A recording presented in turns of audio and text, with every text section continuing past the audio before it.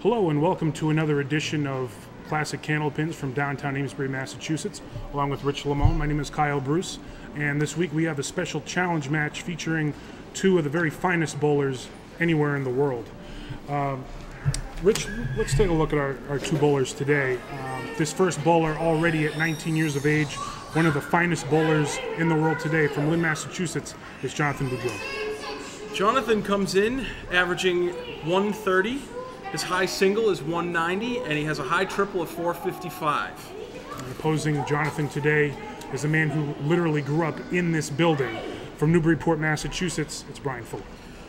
Brian Fuller has a league average of 126. His high single is 224, and his high triple is 474. Both bowlers are going to have their works cut out for them today. That they will, Rich, and this building has been standing for nearly 70 years. It's seen the very best in the game walk through these doors, and both of these men hold house records. We'll talk more about that as the match continues, and we'll get started with our first ball after this timeout. All right, we are underway with our first string, and on the line is Jonathan Boudreau from Lynn, Massachusetts. That big league average of 130, and like we stated in the intro, Rich, 19 years of age. One of the best on tour. Oh, just close to the head pin there. Still 5 pin standing. Yep. Jonathan finishes with a 7 box. Moves over to lane 2.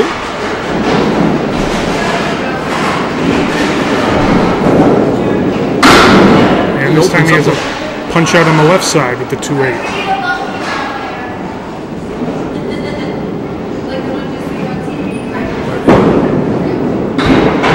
Takes out the 5 pin, carries the 10. He wanted to go outside on that head pin, and when you play the half Worcester, do you go inside or outside? I always go outside. Yeah.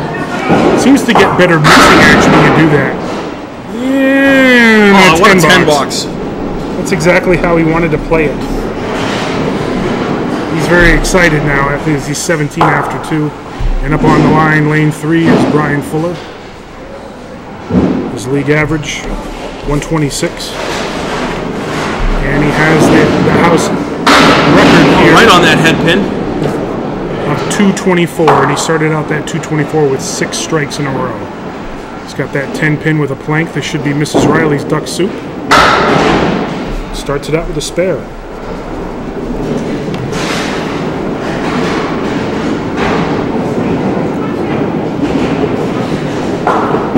Bonus. Oh. And he was off target that time.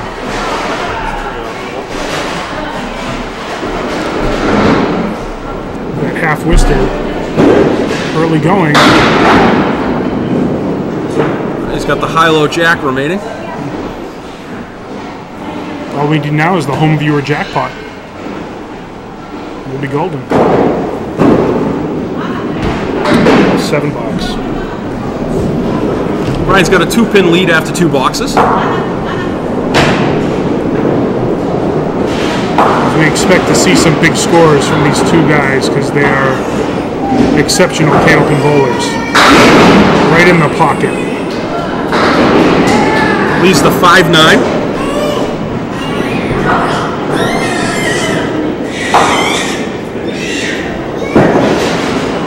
He's all over it. Right on it. Spare in the 3rd. He sets a very quick pace, picks the ball up off the rack, and he's ready to go. Jonathan's always been one to move it right along on the lanes. You don't have to wait for him to throw the ball. Oh, it looked like it was going to be a half Worcester. But he got the 4 horsemen right. 1, 3, 6, and 10. Fills that spare with a 6.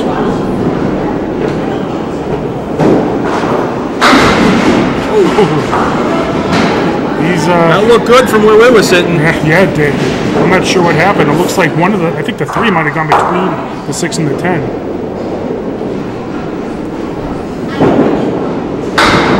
And he settles in with a 9 box, and that's a 42 count after 4. The early going of this match.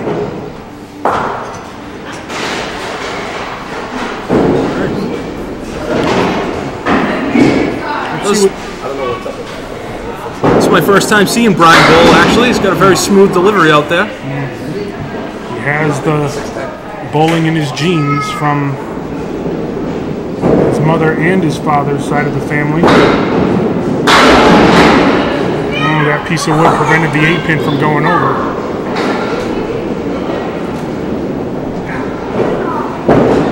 Bar.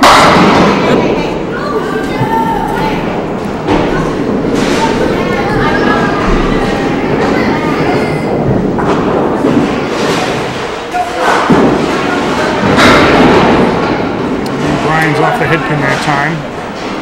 Got a very good mix out of that. Yeah, he did get a good break. 1, 3, and 5 left. 5 is going to be kind of tough. Sleeper in the back. He slid by the head pin.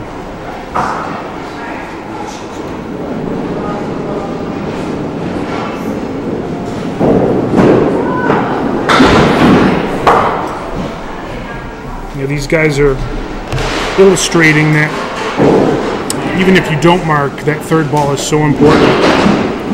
And how many extra pins could you leave on the deck if you don't exhibit that same concentration that you would on the first or second ball?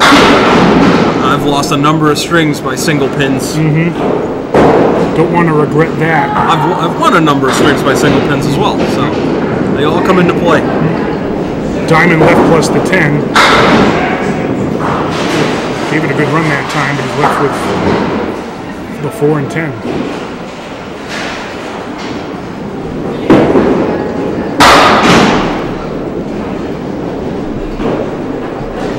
.51.5 so far for Jonathan, but he's very capable of exploding in a hurry.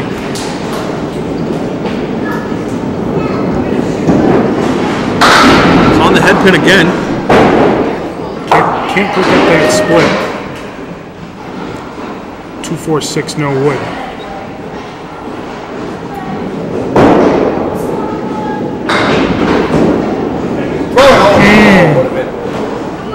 Just slid by that too.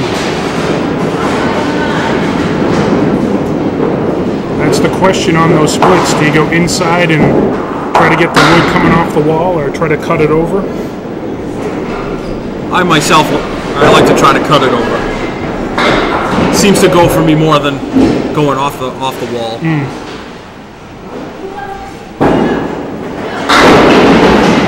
Buries the 1-3 pocket. Got that 10 pin to go. That wood is not awesome because it's looks like it's pretty far out. Let's see if Brian can cover it. Nice shot.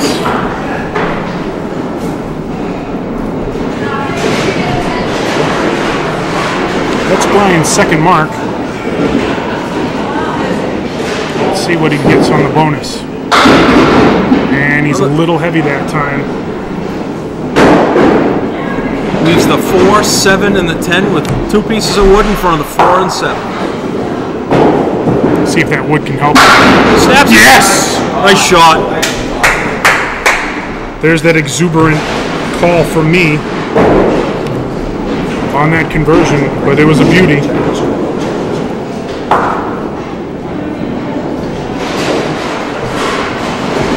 .66 with a mark. Up for Brian at 6. And a ball. Buries the pocket. For Boudreau. Take a look at that scoreboard. After the 6th, and then at the end of the strike, the scoreboard.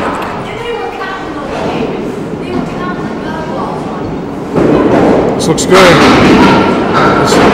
Could have been a double.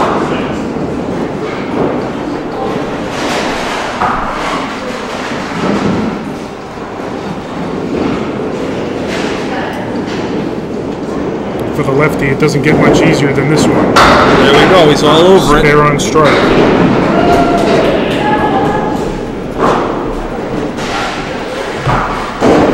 Great way to fill it. Brian's back up, filling that spare in the 6th. Light hit, diamond left. So in frames completed, Brian has a 12-pin lead. See how we can negotiate that diamond. No. hits the front triangle. That close. Leaves the 8-pin. It's the thing about the diamond, you always have that sleeper in the back to worry about. All the time. Wood shooter.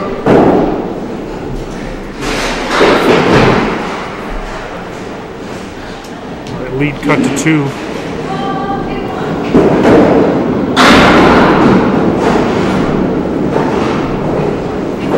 Diamond right that time. Yep, diamond on the right. See if he can take care of it this time. Looks good. And the sleeper remains the 9. Don't forget now that Boudreau's working on a mark in the 8th. $10. Brian's 92 after 8. Don't forget now that John is working on a spare, so he's 90 plus this ball here.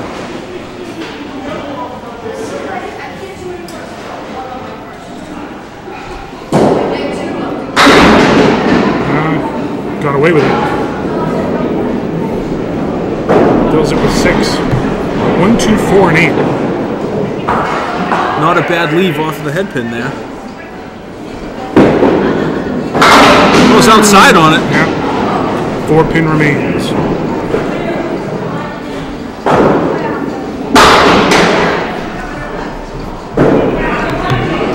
Covers it with a 10. 106 after 9.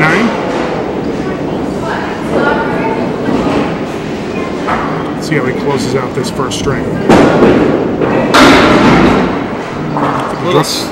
Little skip there. And drop that one a bit.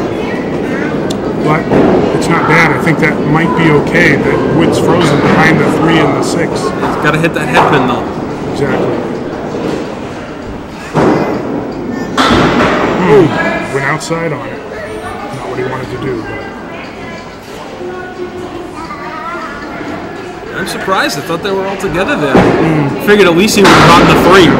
Nice $10. 116 for Jonathan Boudreau in string number 1. Brian's back up with 2 opens here to work with. He's trailing by 4 and boxes completed. No doubt about that one. was a bomb. The bomb from Brian Fuller in the 9th box. That was a crusher.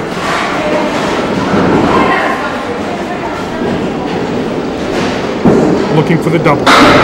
Oh, right there. Oh. Another 9-pin drop for Brian. 6 pin with no wood to help.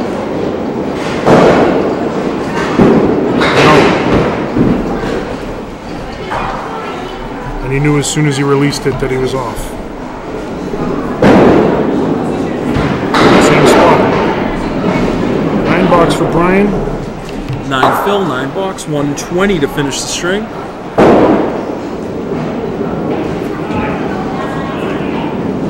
So after our first string, we've got a good one brewing. Brian Fuller leads this string by a count of 120 to 116.